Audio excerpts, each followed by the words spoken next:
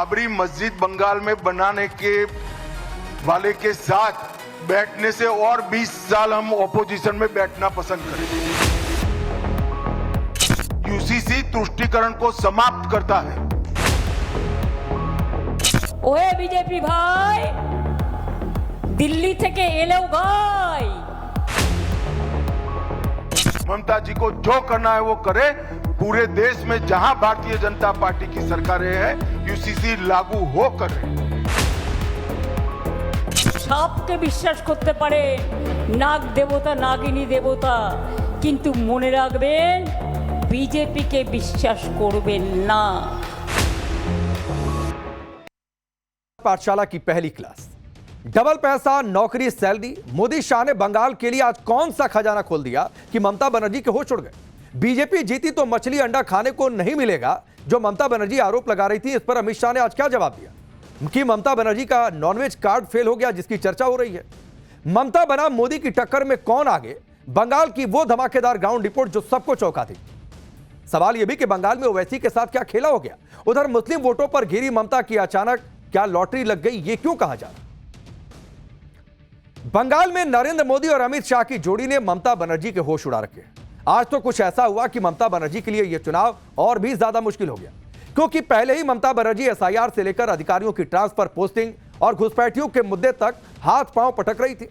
लेकिन आज तो ममता बनर्जी के उस दांव की काट लेकर बीजेपी आ गई, जो दांव ममता बनर्जी की चुनावी ताकत रहा है।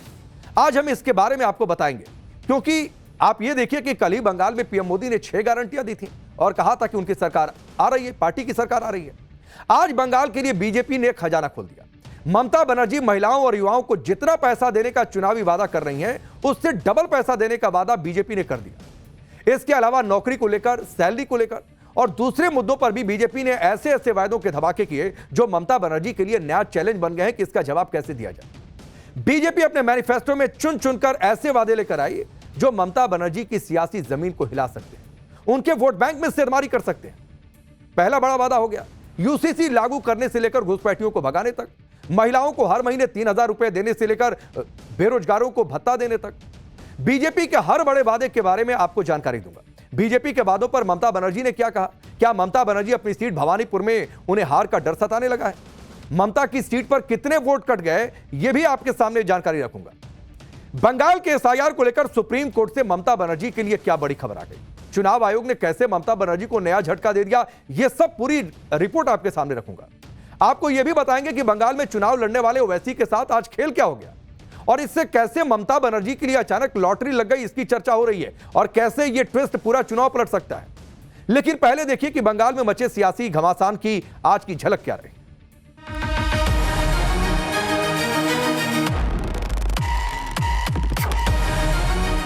हम बाबरी मस्जिद बंगाल में बनाने के वाले के साथ बैठने से और 20 साल हम ऑपोजिशन में बैठना पसंद करेंगे।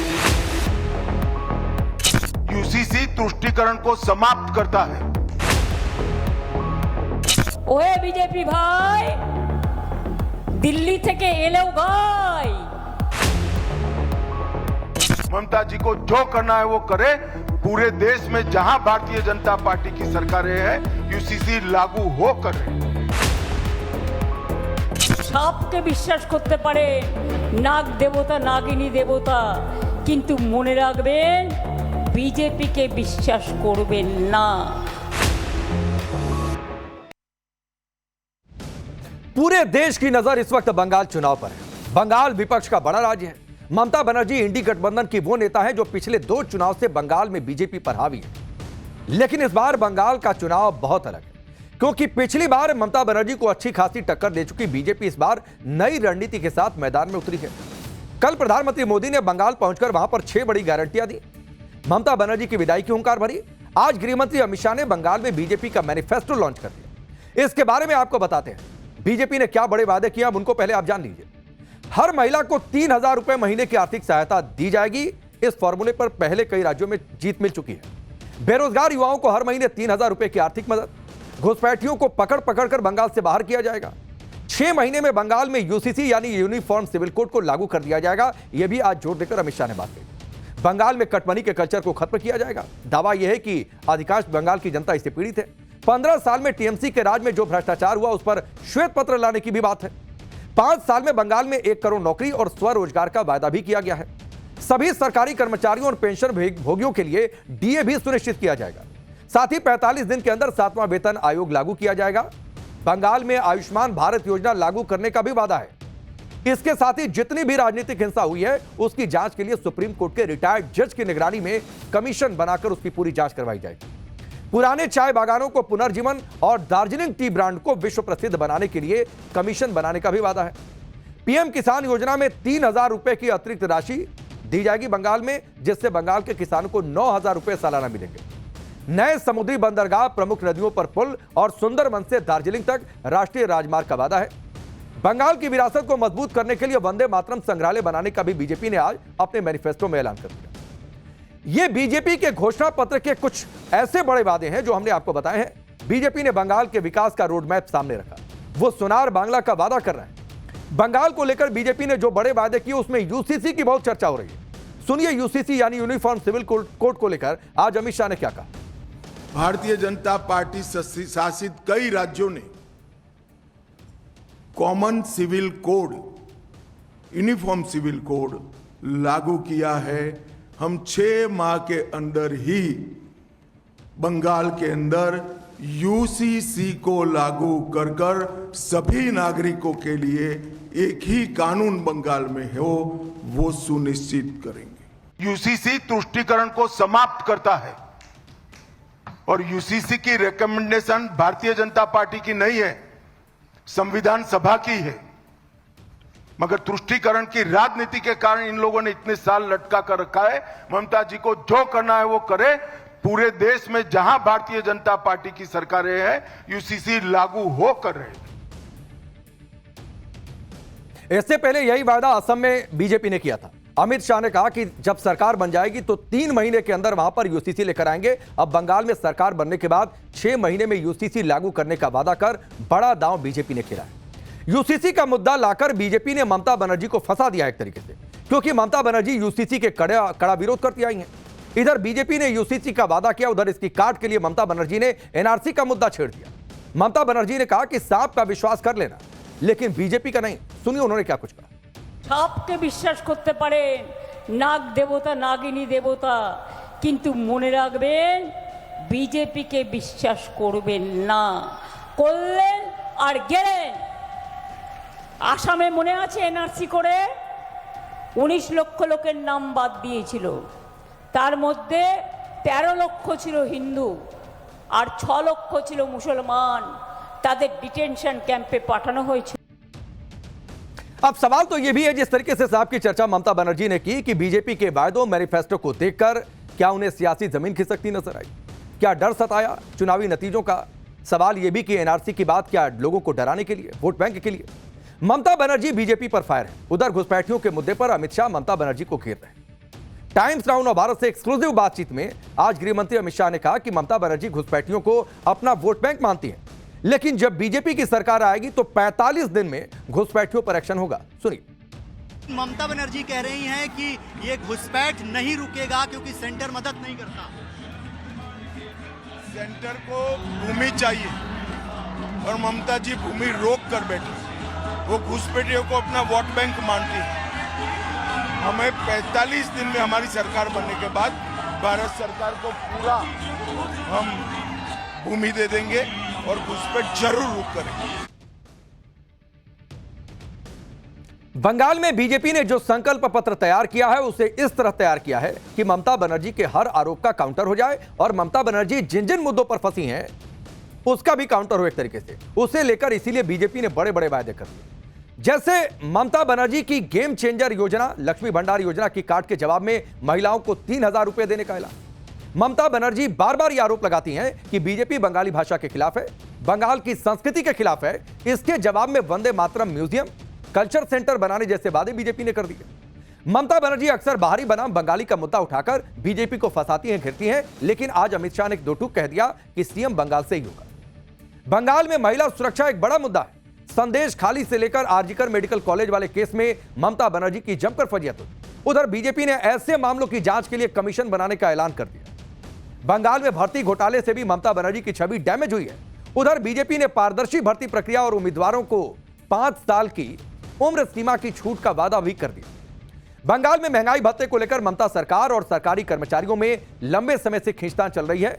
उधर बीजेपी ने सभी कर्मचारियों को महंगाई भत्ता और 7वें वेतन आयोग लागू करने का वादा कर ममता बनर्जी को फंसा दिया और अपने वोट बैंक के दायरे को बढ़ाने की कोशिश की। ममता बनर्जी यह माहौल बना रही थी कि बीजेपी सत्ता में आई तो मांस मछली खाना मुश्किल हो जाएगा।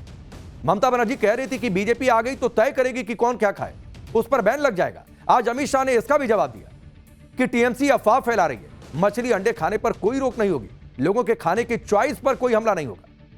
यानी आज बीजेपी ने अपने वायदों से ममता बनर्जी की मुश्किलें भी बढ़ा दी और उन्हें फंसा भी दिया। एक तरीके से बीजेपी ने आज बंगाल की महिलाओं के लिए भी बड़े बड़े ऐलान किए, टीएमसी को बड़ा झटका दे दिया है। बंगाल की महिलाओं के लिए बीजेपी ने जो 8 बड़े वादे किए वो अब आपको बताता हूं।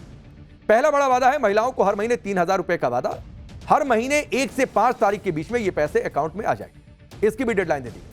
पुलिस बल समेत सभी नौकरियों में महिलाओं को 33% आरक्षण दिया जाएगा। हर मंडल में महिला थाना बनेगा। महिला स्वास्थ्य के लिए फ्री टीकाकरण और कैंसर की स्क्रीनिंग होगी। संस्थागत डिलीवरी का भी वादा किया गया है। गर्भवती महिलाओं को 21,000 की आर्थिक सहायता और 6 पोषण किट देने का भी वादा है। बंगाल में 75 लाख लखपति दीदी बनाई जाएंगी। बसों में महिलाओं को फ्री ट्रैवल की सुविधा मिलेगी।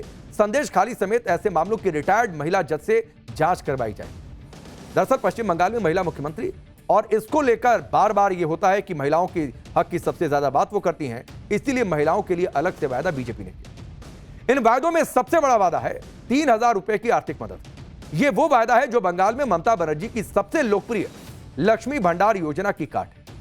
ऐसा माना जाता है कि टीएमसी की मजबूत पकड़ के पीछे इसी योजना का बड़ा हाथ है। ममता बनर्जी ने इस योजना को साल 2021 में शुरू किया था। सामान्य वर्ग की महिलाओं को 1,000 रुपए महीना और SC/ST वर्ग की महिलाओं को 1,200 रुपए महीने दिए जाते थे। इस साल के बजट में भी ममता बनर्जी ने लक्ष्मी भंडार योजना की राशि बढ़ा दी। सामान्य वर्ग की महिलाओं के लिए राशि बढ़ाकर 1,500 रुपए कर दी गई और SC/ST वर्ग की महिलाओं के लिए 1,700 रुपए महीने। बंगाल में करीब 2 करोड़ 42 लाख महिलाएं इस योजना की लाभार्थी हैं और ये ममता बनर्जी की बड़ी सियासी ताकत मानी जाती हैं। लिहाजा बीजेपी की नजर इस बड़ी ताकत पर। दावा है कि 2021 में ममता बनर्जी की जीत में इस योजना ने बहुत बड़ा रोल निभाया था। ऐसे में बीजेपी ने बंगाल की महिलाओं को 3,000 रुपए महीने का वादा करते हुए ममता बनर्जी को बड़ी टेंशन दे दी। अब आप यह देखिए कि बंगाल में महिला वोटर्स कैसे चुनाव दर चुनाव ममता बनर्जी के लिए गेम चेंजर साबित होती आई हैं। उसके बाद आप ये समझेंगे कि बीजेपी ने यह वायदा किया। साल 2021 के बंगाल की महिलाओं का वोटिंग प्रतिशत पुरुषों के मुकाबले थोड़ा ज्यादा था, यानी चुनावी प्रक्रिया में बंगाल की महिलाएं ज्यादा एक्टिव रही।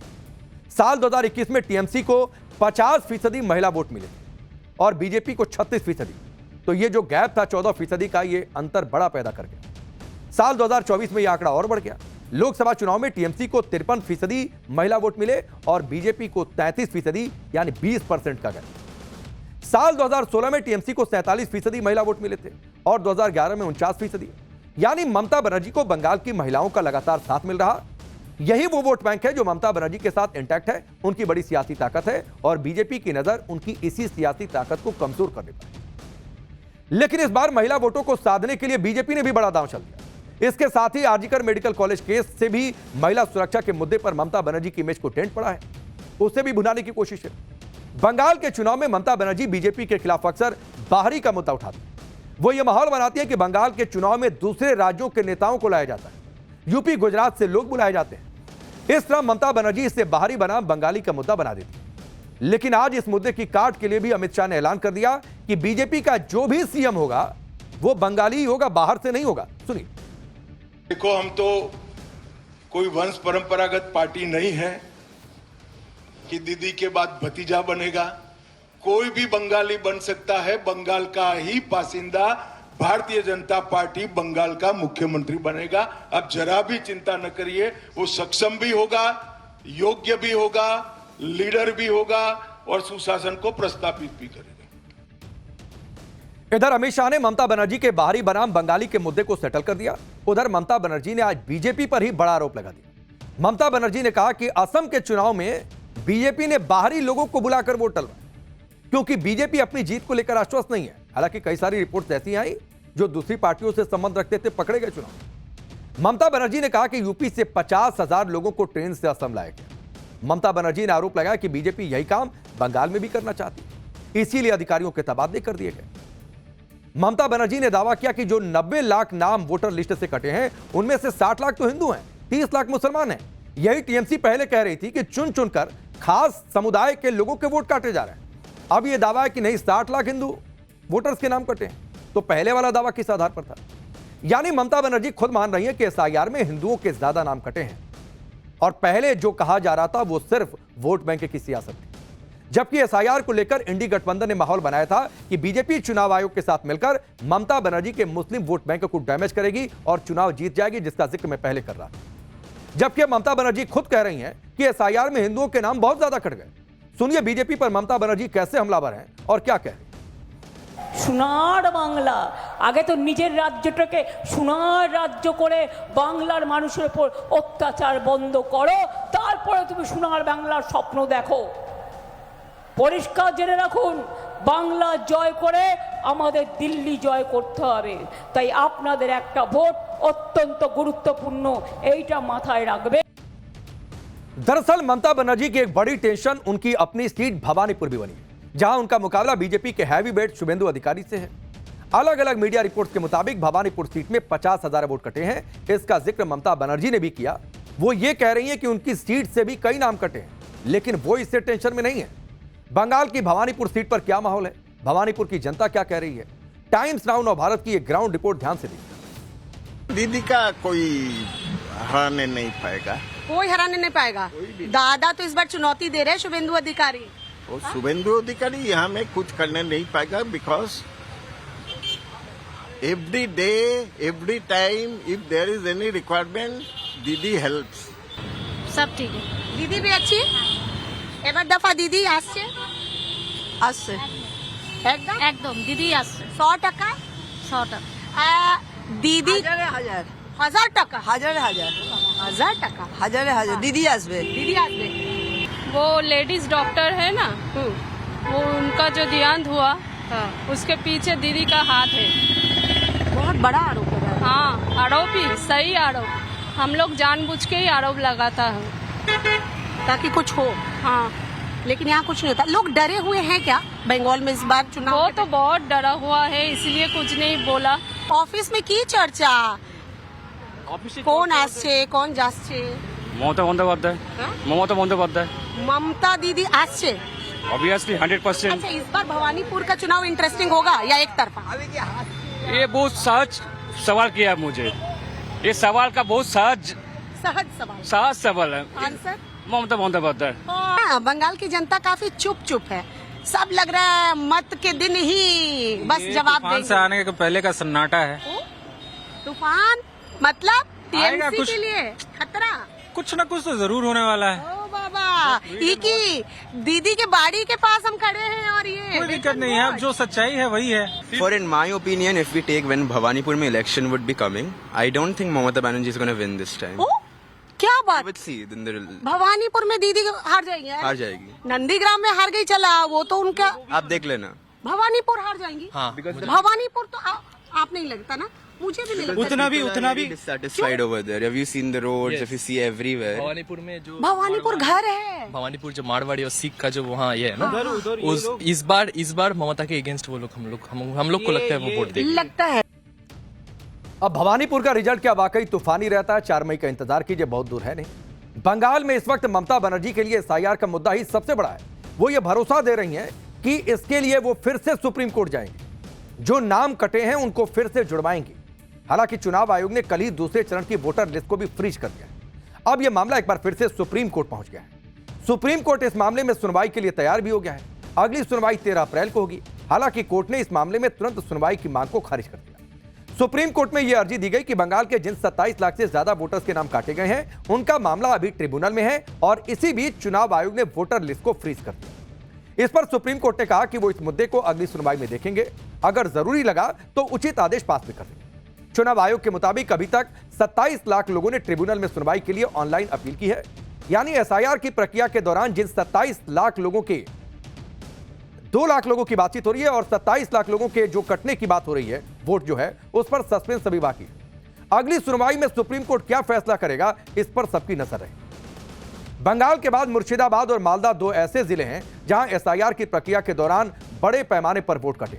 ये दोनों जिले मुस्लिम बहुल हैं और बांग्लादेश बॉर्डर से सटे हुए।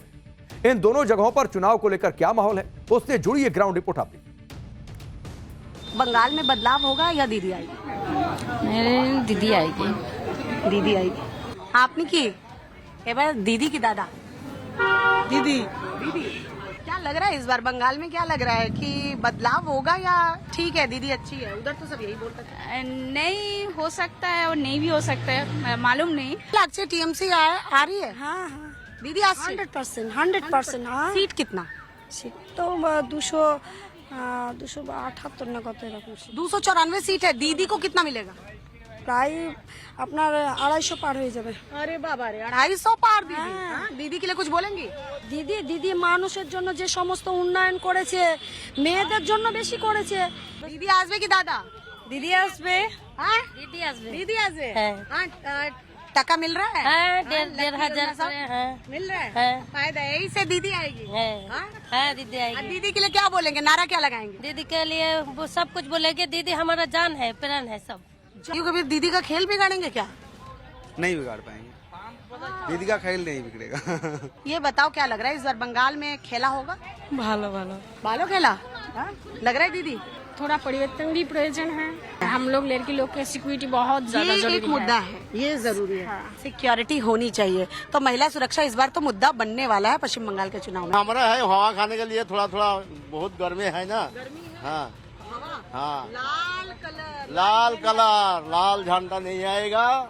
लाल झंडा नहीं नहीं आएगा आएगा, तो पंजाब वो हुमायूं का झंडा आएगा। हुमायूं हुमायूं का झंडा आएगा। এবার দেখা কি লাগছে, सब বলছে দাদা আসছে, না दीदी আসছে, এদিকে তো হুমায়ুं का भी। दादा का कोई बात नहीं है, दीदी ही रहेगा। दीदी पूरा ठीक है। पूरा वेस्ट बंगाल में दीदी छोड़ के कुछ नहीं है। इस बार तो हुमायूं का भी धोखा दे दिए ना दीदी को। हुमायूं को भी धोखा दिया, उनकी सीट मिलेगा नहीं पता नहीं, वो नहीं। सीजन भी आने हाँ जी, वाला हाँ जी, आ रहा है। हाँ। इधर क्या लग रहा है इस बार फाइट है किसके बीच? हाँ ऑफ कोर्स टीएमसी जीतेगा, ऑफ कोर्स टीएमसी जीतेगा। ये देखो कॉन्फिडेंस है। हाँ मालदा में कितनी सीटें निकाल ले जाएगी टीएमसी? लगभग I think it's more than 190 something. Malda से नहीं, मतलब पूरा बंगाल की पूरा बात कर बंगाल रहे हो। 190 टीएमसी हाँ, आ जा जाएगी। सकता है। तो इस बार परिवर्तन की जरूरत है भी कि नहीं? हाँ, थोड़ा बहुत परिवर्तन का जरूरत है। जो चीज दीदी का बाकी है काम वो करना चाहिए। इस बार बहुत ही चांस है बीजेपी का, क्योंकि हिंदू थोड़ा जाग गया है। अगली बार की तरह नहीं है, अभी हिंदू जाग गए है, तो लगता है बीजेपी आ जाएगा। टीएमसी को तो कमजोर कहीं ना कहीं हुमायूं में मालदा में कांग्रेस आएगा और बंगाल में टीएमसी आएगा, मालदा में कांग्रेस। आप सहमत हैं? बीजेपी के नहीं आना चाहिए। তো এবার দফা কি লাগছে বাঙ্গাল চুনামে কি হবে? ওটা আমি জানি না। হ্যাঁ ওটা আমি খেলা হবে? হবে খেলা तो হবে। तो क्या वाकई बंगाल में खेला होगा? मुर्शिदाबाद हाल फिलहाल वैसे भी सियासी तौर पर ज्यादा चर्चा में रहा है। एक और फैक्टर की बात करते हैं। बंगाल में मुस्लिम वोटों को लेकर जो लड़ाई हो रही है उसमें एक फैक्टर हुमायूं कबीर और ओवैसी भी, जिनका गठबंधन ममता बनर्जी का खेल बिगाड़ने वाला था और यह चर्चा बड़ी जोरों शोरों से चल रही थी। लेकिन अचानक खुद ओवैसी का खेल बिगड़ गया, क्योंकि हुमायूं कबीर का एक वीडियो वायरल हो गया जिससे टीएमसी को उन आरोपों को दोहराने का मौका मिल गया जिसमें टीएमसी कहती रहती है कि हुमायूं कबीर और ओवैसी जैसे लोग तो बीजेपी की पीठ है। जैसे ही हुमायूं कबीर पर आरोप लगे तो ओवैसी ने देर नहीं लगाई और तुरंत कह दिया कि गठबंधन अब नहीं है। बंगाल में ऐलान कर दिया कि ओवैसी की पार्टी हुमायूं कबीर की पार्टी एजेयूपी से गठबंधन तोड़ रही है, अकेले चुनाव लड़ेगी बंगाल। एमआईएम ने अपने सोशल मीडिया हैंडल पर लिखा, हुमायूं कबीर से जुड़े खुलासों से यह जाहिर हो गया कि बंगाल के मुसलमान कितने कमजोर हैं। एमआईएम ऐसे किसी भी बयान से खुद को नहीं जोड़ सकती जिससे मुसलमानों की गरिमा पर सवाल उठे। आज की तारीख में एमआईएम ने कबीर की पार्टी के साथ अपना गठबंधन तोड़ लिया। हम बंगाल चुनाव स्वतंत्र रूप से लड़ेंगे और आगे किसी भी पार्टी के साथ हमारा कोई गठबंधन नहीं होगा। बंगाल चुनाव में ओवैसी और हुमायूं कबीर की सियासी दोस्ती 14 दिन भी नहीं चली, जबकि कहा यह जा रहा था कि आजीवन चलेगी, अगले चुनावों कई चुनावों तक चलेगी। बीच चुनाव ओवैसी ने हुमायूं कबीर का हाथ झटक दिया, लेकिन हुमायूं को अभी भी उम्मीद है कि ओवैसी लौटकर उनके पास आएंगे। इसीलिए जब उससे गठबंधन टूटने के बारे में पूछा गया तब उन्होंने कहा कि ओवैसी उनके बड़े भाई हैं और जब तक वो जिंदा रहेंगे तब तक ओवैसी को अपना बड़ा भाई मानते रहेंगे। सुनिए। साहब भी साथ में आने वाले थे लेकिन गठबंधन टूटा, कहीं ना कहीं आपको दुख भी होगा? पूछिए, 2-1 दिन वेट कर लीजिए, इनका पीछे क्या सजेस्ट है, मैं सारे आपको ओपन करूँ। उम्मीद है कि वापस से गठबंधन हो सकता है, बातचीत करेंगे। बड़ा भाई आप बोल रहे थे उनको, छोटा भाई वो आपको अभी भी बोल रहा है, जो वैसी साहब मेरा बड़ा भाई है, मैं जिंदगी में जितना दिन जीऊंगी इतना दिन बड़ा भाई मानूंगी, लेकिन पॉलिटिकल सिचुएशन कभी कभी बिगाड़ते हैं। आप सोचिए, इतने जोर शोर से गठबंधन का ऐलान हुआ था, पटके तक में आधा हुमायूं कबीर की पार्टी और आधा एमआईएम की पार्टी का कलर लगा हुआ था। लेकिन ओवैसी ने हुमायूं कबीर से गठबंधन इसलिए तोड़ लिया क्योंकि हुमायूं कबीर पर आरोप लग रहे कि उनके बीजेपी से सांठगांठ है। इसको लेकर अपुष्ट वीडियो भी वायरल हो रहे हैं, लेकिन हुमायूं कबीर इन आरोपों से साफ तौर पर इनकार कर रहे हैं। आज जब गृहमंत्री अमित शाह से इस पर सवाल किया गया तो उन्होंने साफ साफ कह दिया कि बीजेपी और हुमायूं कबीर नॉर्थ पोल और साउथ पोल की तरह हैं, जिनका मिलना कभी संभव नहीं है। सुनिए। भाई, आप ममता जी की क्षमताओं से अनजान हो। ममता जी ऐसे 2000 वीडियो बना सकती है। हुमायूं कबीर और Bharatiya Janata party south pole north pole है, कभी हमारा मेल नहीं खा सकता। हम बाबरी मस्जिद बंगाल में बनाने के वाले के साथ बैठने से और 20 साल हम ऑपोजिशन में बैठना पसंद करेंगे। सवाल था, सवाल में दो टूक जवाब भी था, और जवाब यह था कि यह सब तो साजिश है। हुमायूं कबीर के साथ गठबंधन तोड़ने पर विपक्ष में कांग्रेस जैसी पार्टियां भी ओवैसी की जमकर खिंचाई कर रही और यह कह रही हैं कि यह साबित हो गया है कि ओवैसी बीजेपी की बी टीम है। लेकिन एमआईएम ने भी कांग्रेस को तगड़ा जवाब दिया। एमआईएम के यूपी अध्यक्ष शौकत अली ने कहा कि पिछले बंगाल चुनाव में एक भी सीट ना जीतने वाली कांग्रेस इस बार पूरे बंगाल में सभी सीटों पर अकेले चुनाव लड़कर बीजेपी को फायदा पहुंचाएगी। जब एक महीने की पार्टी को 1000 करोड़ का ऑफर हुआ तो सोचिए 100 साल की बूढ़ी कांग्रेस को 2000 करोड़ का तो सौदा हुआ ही होगा। ऐसे भी कांग्रेसियों का बिकने का पुराना इतिहास रहा है। ये एमआईएम की ओर से तगड़ा वार किया गया कांग्रेस पर, उनके बंगाल में चुनावी अस्तित्व को याद दिलाते।